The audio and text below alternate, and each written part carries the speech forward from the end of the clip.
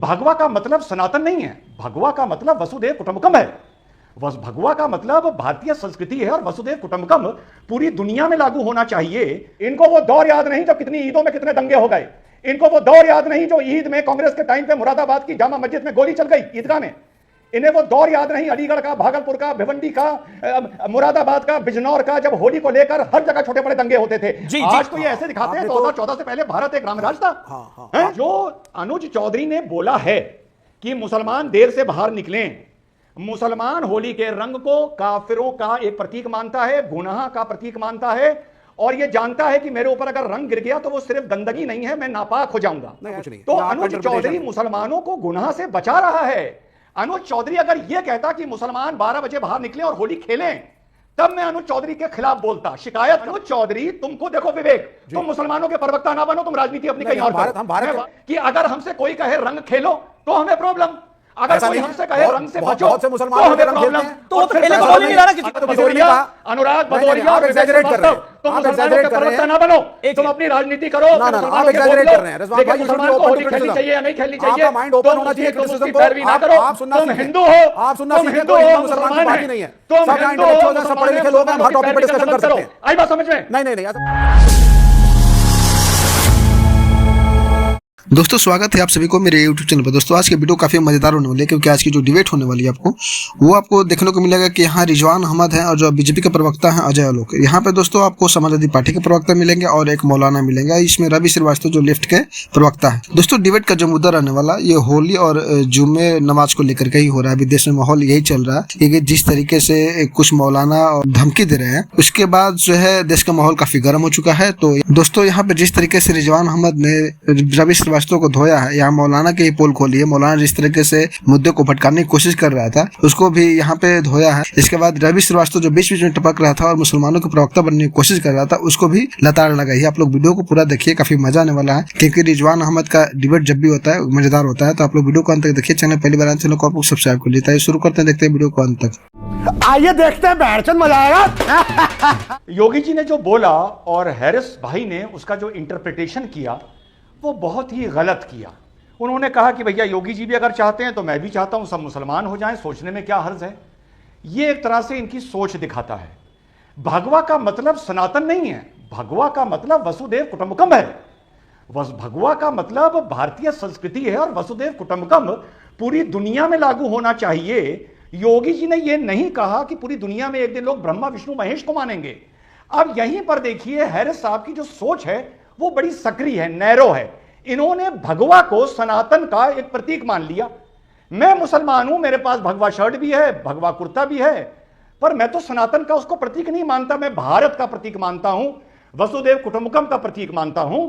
यह मतलब था योगी जी का। और हैरिस साहब उनके रिलीजियस कन्वर्जन पर आ गए कि योगी जी भी नमाज पढ़नी शुरू कर दें।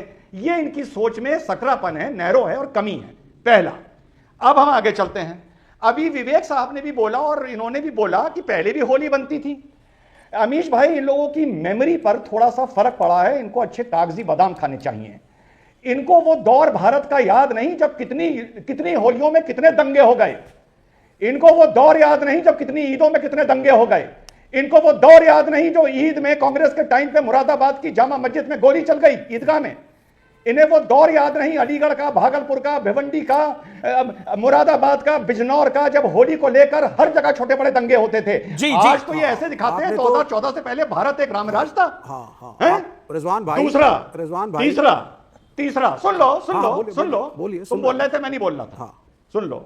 और तीसरा, जो अनुज चौधरी ने बोला है कि मुसलमान देर से बाहर निकलें, मुसलमान होली के रंग को काफिरों का एक प्रतीक मानता है, गुनाह का प्रतीक मानता है और यह जानता है कि मेरे ऊपर अगर रंग गिर गया तो वो सिर्फ गंदगी नहीं है, मैं नापाक हो जाऊंगा। नहीं, ऐसा कुछ नहीं है। तो अनुज चौधरी मुसलमानों को गुनाह से बचा रहा है।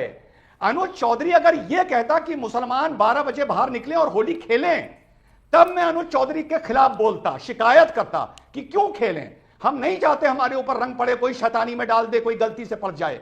तो अनुज चौधरी, तुमको देखो विवेक, तुम मुसलमानों के प्रवक्ता ना बनो, तुम राजनीति अपनी कहीं और करो। मैं हैरिस भाई को संबोधित कर रहा हूं, तुमसे बात नहीं कर रहा हूं, ठीक? तो अनुज चौधरी हम मुसलमानों को गुनाह से बचा रहा है, हमें अनुज चौधरी का शुक्रगुजार होना चाहिए। हम अनुज चौधरी से लड़के नाराज हो रहे हैं, हम अनुज चौधरी से नाराज हो रहे हैं। अमीश भाई प्रॉब्लम यह है, सुन लो अमीश भाई, प्रॉब्लम यह है कि अगर हमसे कोई कहे रंग खेलो तो हमें प्रॉब्लम, अगर कोई हमसे कहे रंग से बचो बहुत से मुसलमान तो हमें प्रॉब्लम। तो वो तो खेलने को बोल ही नहीं रहा ना किसी को। अनुराग भदौरिया, आप एग्जैजरेट कर रहे हैं, तुम मुसलमानों के प्रवक्ता ना बनो, तुम अपनी राजनीति करो। आप एग्जैजरेट कर रहे हैं रिजवान भाई, मुसलमान को होली खेलनी चाहिए या नहीं खेलनी चाहिए, आपका माइंड ओपन होना चाहिए क्रिटिसिज्म को। पैरवी ना करो। आप सुनना तुम सीखें, हिंदू हो, आप सुनना तुम सीखें, हिंदू कोई हो, मुसलमान की बात ही नहीं है। तुम सब हिंदू हो, इंटेलेक्चुअल हैं, सब पढ़े लिखे लोग हैं, हर टॉपिक पे डिस्कशन कर सकते हैं। आई बात समझ में? नहीं, ऐसा कुछ नहीं है, आप एग्जैजरेट कर रहे हैं। आपकी परिभाषा, वैसे तो कागजी बादाम के लिए बहुत बहुत शुक्रिया। आपके पास न्यूज़ 18 का एड्रेस तो है ही, आप जल्द से जल्द कोरियर भिजवाएं, हम इंतजार कर रहे हैं कागजी बादामों का। अब बढ़िए आगे। तुम हिंदू हो, अरे हम हिंदू ही सही, अब हिंदू भी तो कागजी बादाम खा सकता है ना, तो भिजवा देना। हाँ, तो मुसलमानों की पैरवी कोई बात नहीं, ठीक है। तो मुसलमानों की पैरवी नहीं, क्यों कर रहे हो? बात हिंदू मुसलमान की है ही क्यों कर रहे हो? नहीं, बात हिंदू मुसलमान की है ही नहीं। देश में लड़ाइयां होंगी, झगड़े होंगे, दंगे होंगे, तो भाई हम भी तो इफेक्ट होंगे। अबे तो 2014 से पहले हो रहे थे। आपके हिसाब से तो भाई साहब यहाँ पे 2014 के पहले जब होली हुई, पूरे मुल्क के अंदर हर शहर की हर जगह में दंगे हो रही थी। ऐसा तो नहीं हुआ, में हो रही थी, ऐसा नहीं हुआ। भागलपुर दिल्ली यूनिवर्सिटी चले जाइए, हो रही थी तब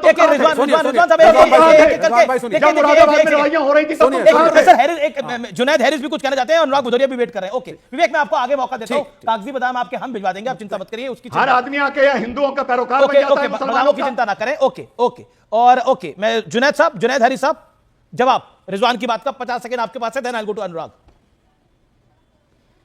देखिए, एक बात तो अब मैं रिजवान जी के बारे में क्या बताऊं, सबसे बड़ी बात तो यह है कि मैं सनातन को, और इस्लाम दीन है, मैं दीन इस्लाम होने के नाते इसे प्रॉफिट मोहम्मद सल्लल्लाहु अलैहि वसल्लम से शुरू नहीं मानता, इसे आदम अलैहिस्सलाम से शुरू मानता हूं।